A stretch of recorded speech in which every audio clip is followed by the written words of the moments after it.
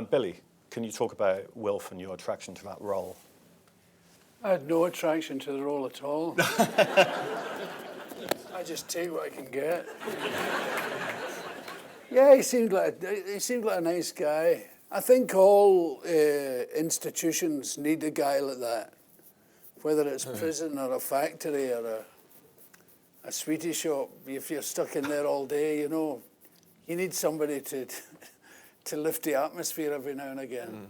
In terms of the character's anarchic spirit, it's something that strikes me as very similar to your own performance. But I'm curious about the what? Anarchic in a good way. Oh, anarchic! I thought you meant dirty joking. He's absolutely right. Because I tell you, Dustin wanted us to be ourselves. He thinks at our time of life, you don't come on with funny noses, unless you're a hobbit, of course. But in fact, you seething with envy because I'm in the Hobbit. No, you bring what you are to the film. Obviously, you're a fantastic comedian, and you can fill out places and be Billy Connolly. I wonder what the difference in approach for you was, being Billy Connolly, the performer, the comedian, and then being someone else and acting in a movie. What does that involve in terms of a difference of approach? I'm a great believer that the answer to all your problems is in the script, and it's between you and the director. Whereas in my other life, I have no director and no script. You know, I'm just running wild, and it has its own attractions, you know. And you can be as wild as you please and come upon new stuff.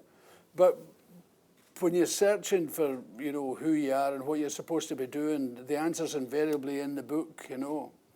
And sometimes it's a bit frustrating because you would like to let fly, you know, like on stage, and you can think of something really stupid to say, but it involves something that wouldn't fit in the movie.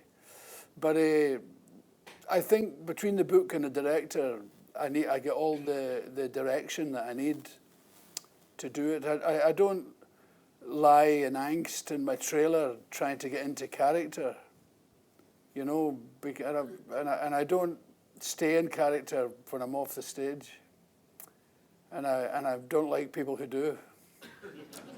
And None of us did we? None of you did. Oh, thank you.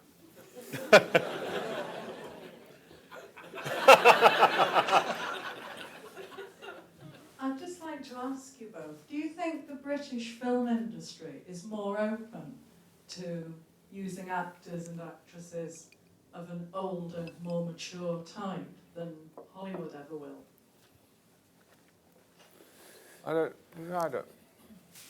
I don't know, actually, is the answer. I don't go to the films that much, but I wouldn't imagine there's that much difference. And because Billy pointed out the other day that, in fact, they didn't used to have young people in films till, you know, the 50s and the 60s. I was one of the first young people in the film with The Loneliness of the Long-Distance Runner. Shortly afterwards, with The Graduate, Dustin was a young person in the film. But before that, they didn't have them, did they? They managed without them. Because I've just subscribed to Netflix, and I love films of the 30s and 40s, you know, Dial M for Murder and The Spiral Staircase and all that.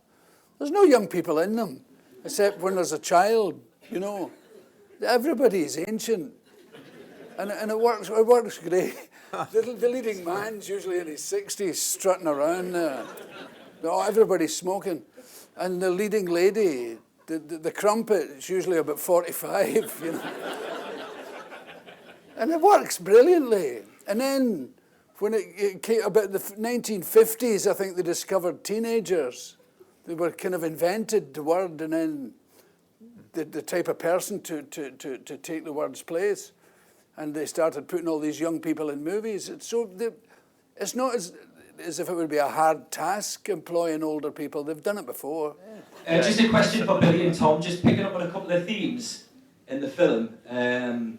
From a professional point of view, do you have any regrets, and what would you both like to achieve before you get too old and call it a day?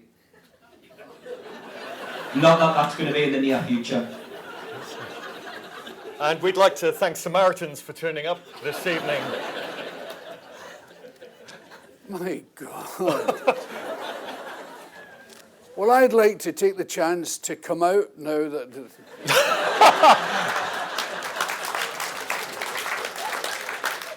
now that we're on the subject. No, I have no regrets at all, but I'm not finished yet. No, I don't. I love the way my life has gone so far, my career has gone. He has loads of complaints, but I have none. No, I've got lots to complain about, but I don't want to burden anyone with it this evening. That's the first line of a whinge bag. On that note, I've just got a signal from the back that we have to wrap up.